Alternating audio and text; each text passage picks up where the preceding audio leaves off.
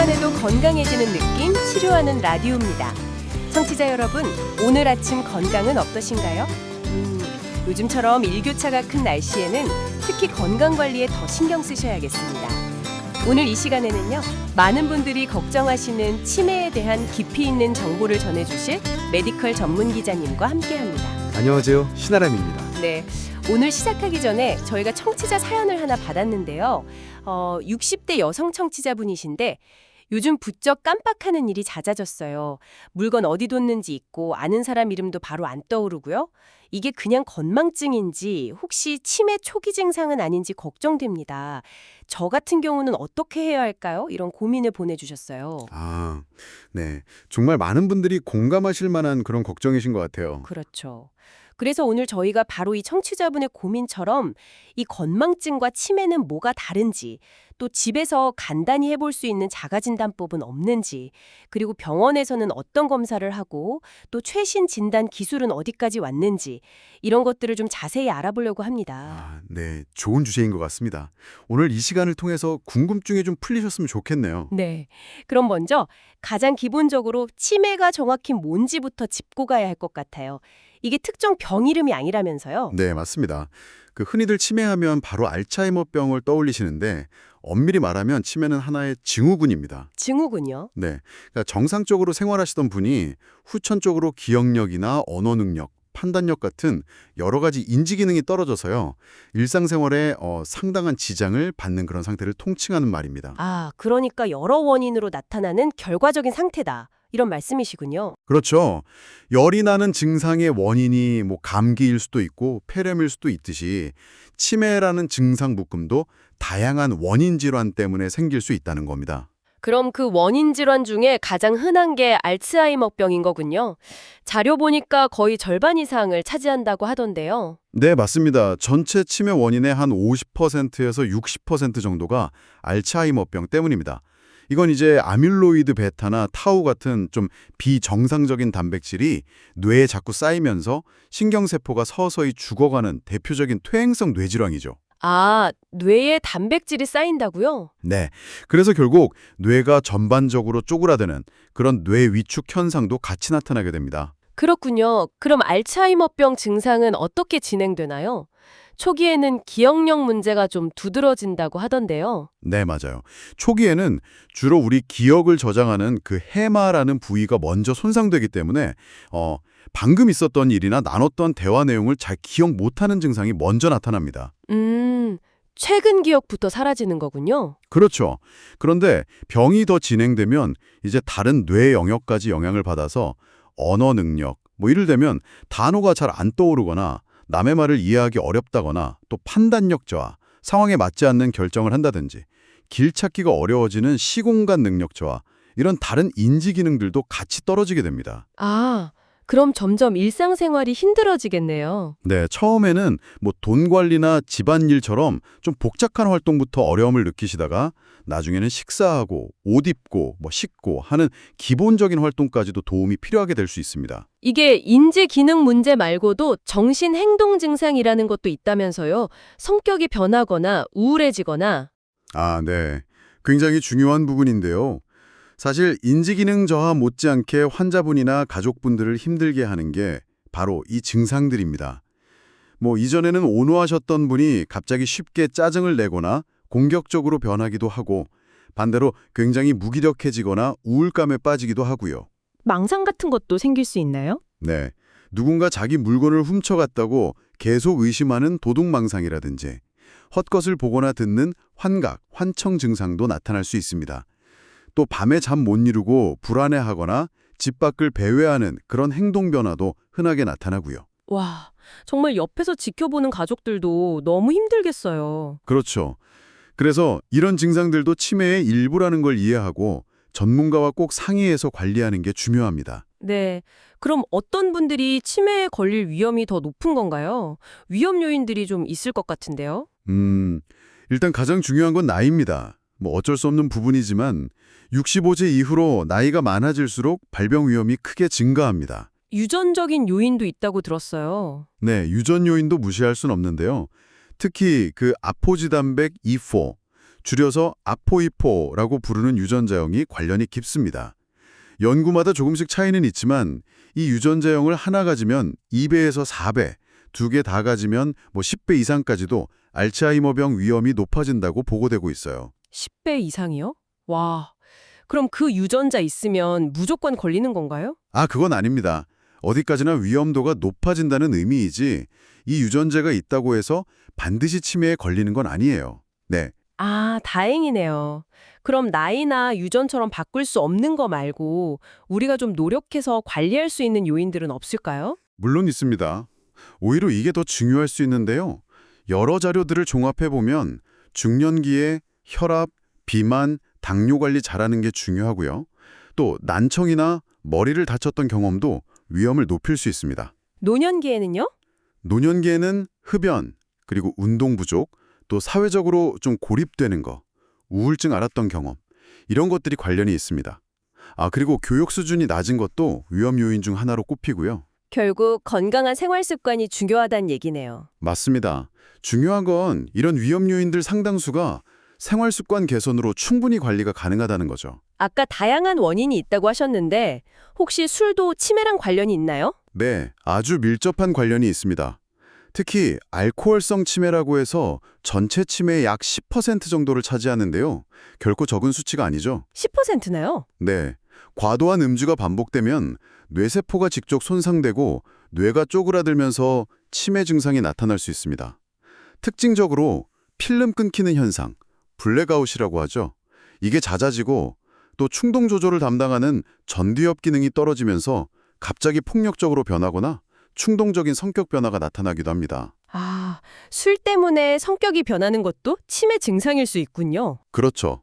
그리고 만성적으로 술을 많이 드시면 비타민 B1 결핍이 생겨서 베르니케 코르사코프 증후군이라는 아주 심각한 기억장애로 이어질 수도 있습니다. 이건 예방이 가능한 치매 원인이니까 더 주의해야겠죠. 네. 듣다 보니까 정말 나도 좀 비슷한데 하고 걱정되시는 분들 많을 것 같아요. 아까 사연 주신 분처럼요.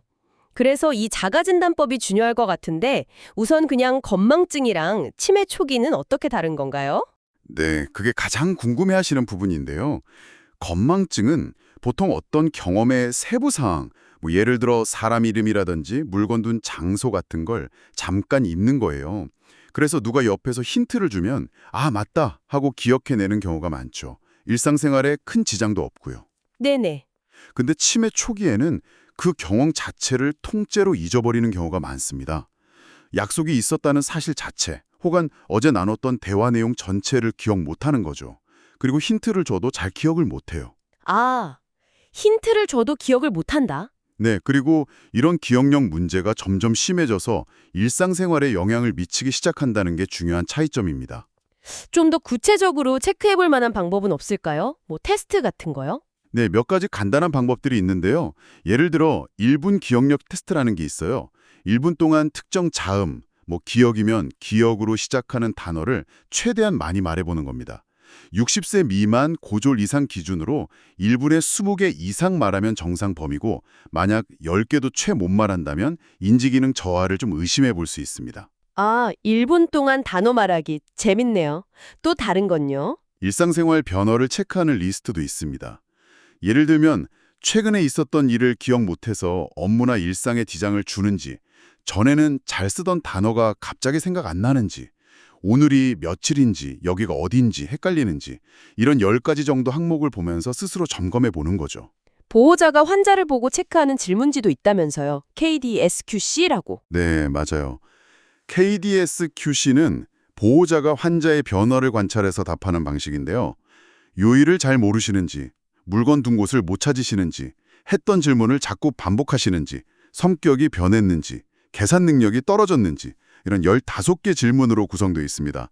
여기서 6개 이상 해당되면 정밀 검사를 받아보시는 게 좋습니다. 그렇군요. 근데 이런 자가진단은 어디까지나 참고용이겠죠. 네, 물론입니다. 이건 어디까지나 선별 목적이기 때문에 여기서 뭔가 좀 이상하다 싶으면 반드시 병원에 가셔서 전문가의 정확한 진단을 받으셔야 합니다. 네. 특히 그 경도인지 장애 단계에서 발견하는 게 아주 중요하다고 강조하시던데요. 이건 뭔가요? 네. 경도 인지장애는 말 그대로 정상적인 노화와 치매의 딱 중간 단계라고 보시면 됩니다. 객관적인 인지기능 검사를 해보면 특히 기억력 같은 특정 영역에서 기능 저하가 분명히 나타나는데 아직은 일상생활을 혼자서 하는 데는 큰 문제가 없는 상태예요. 약간 애매한 상태네요. 그렇죠. 근데 이 단계가 왜 중요하냐면 경도 인지장애 진단을 받은 분들 중에서 매년 10%에서 15% 정도가 실제 치매로 진행된다고 알려져 있거든요. 와, 꽤 높은데요. 네, 그러니까 치매로 갈 가능성이 높은 고위험군이라는 거죠. 그래서 이 시기에 빨리 발견해서 적극적으로 관리하고 치료하면 치매로 진행되는 걸 늦추거나 막을 가능성을 높일 수 있습니다. 어떻게 보면 치료 효과를 최대로 볼 수 있는 골든타임이라고 할 수 있겠습니다. 아, 골든타임. 그렇군요. 그럼 병원에 가면 어떤 과정으로 진단을 받게 되나요? 일단 병원에 가시면 의사 선생님이 아주 자세하게 물어보실 거예요. 언제부터 어떤 증상이 있었는지, 뭐 어떻게 변해왔는지, 예전에 다른 병은 없었는지, 드시는 약은 있는지 등등 환자분하고 보호자분 얘기를 다 들어보는 거죠. 네, 병력 청취. 네. 그리고 신경학적 검진을 포함해서 신체 검진을 하고요. 기본적인 혈액 검사나 소변 검사 같은 걸 통해서 혹시 치매랑 비슷한 증상을 일으킬 수 있는 다른 몸의 문제는 없는지 확인합니다. 예를 들어 갑상선 기능 문제나 비타민 부족 같은 거요. 그런 다음에 이제 인지 기능을 직접 평가하는 검사를 하겠네요. 그렇죠. 신경인지기능 검사라고 하는데요. 기억력, 주의력, 언어 능력, 계산 능력, 판단력 같은 다양한 뇌 기능을 아주 객관적이고 표준화된 방법으로 평가하는 겁니다. 뭐 SNSB나 CRED-K 같은 종류들이 있는데 이 검사 결과를 보면 지금 인지 저하가 어느 정도 수준인지, 정상 노화인지, 경도 인지 장애인지, 아니면 치매 단계인지를 판단할 수 있습니다. 또 어떤 영역에 문제가 있는지 파악해서 치매 원인 질환을 추정하는 데도 도움이 되고요. 시간이 꽤 걸리겠는데요. 네, 검사 종류에 따라 다르지만 보통 1시간 이상 걸릴 수 있습니다. 뇌사진도 찍어봐야겠죠? MRI나 PET 같은 거요. 네, 뇌 영상 검사는 진단에 아주 중요합니다.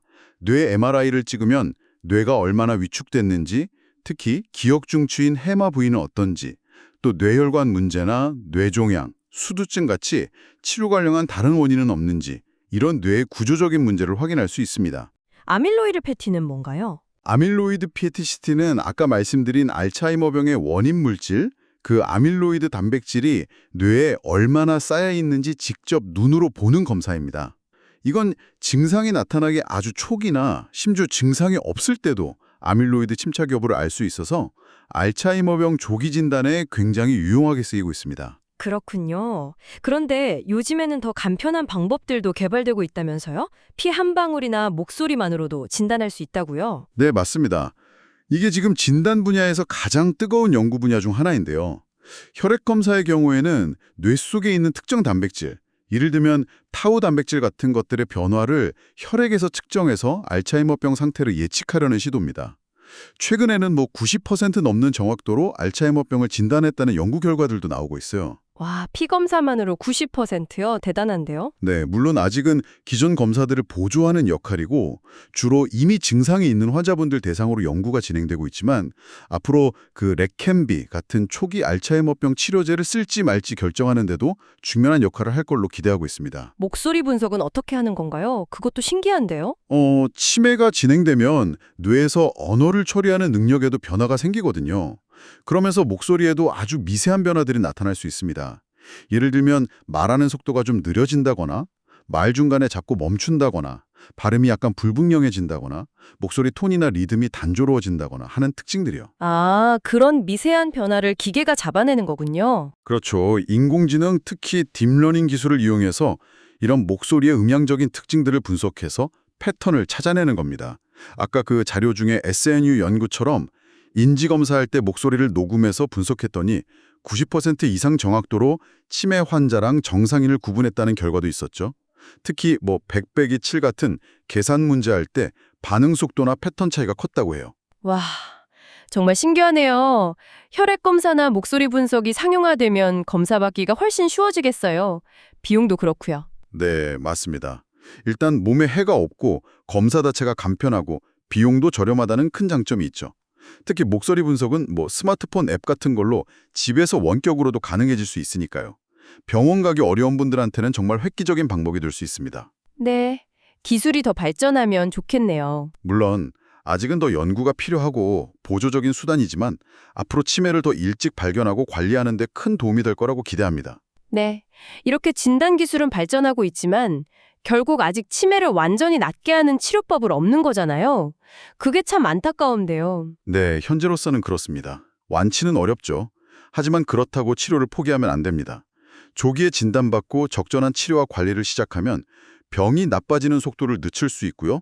남아있는 인지 기능을 최대한 오래 유지하고 아까 말씀드린 정신행동 증상을 잘 조절해서 환자분이나 가족분들 모두 삶의 질을 높이는 데는 분명히 큰 도움을 받을 수 있습니다. 그래서 조기 진단, 조기 치료가 중요하다고 계속 말씀하시는 거군요. 네, 그렇습니다. 치료는 약물 치료랑 비약물 치료 이렇게 두 가지로 나뉜다고 하던데요. 네, 보통 두 가지를 같이 합니다. 약물 치료는 크게 인지 기능 개선제하고 정신행동 증상 조절 약물로 나눌 수 있습니다. 인지 기능 개선제는 뇌 신경 전달 물질을 조절해서 증상을 좀 완화시키고 병의 진행을 약간 늦춰주는 효과를 기대하는 약이고요. 정신행동 증상이 심할 때는 항우울제나 항정신병 약물 같은 걸 써서 증상을 조절하기도 합니다. 비약물 치료에는 어떤 것들이 있나요? 인지훈련이나 재활치료 같은 게 있습니다. 계속 뇌를 자극해서 기억력이나 주의력을 유지하도록 돕는 거고요.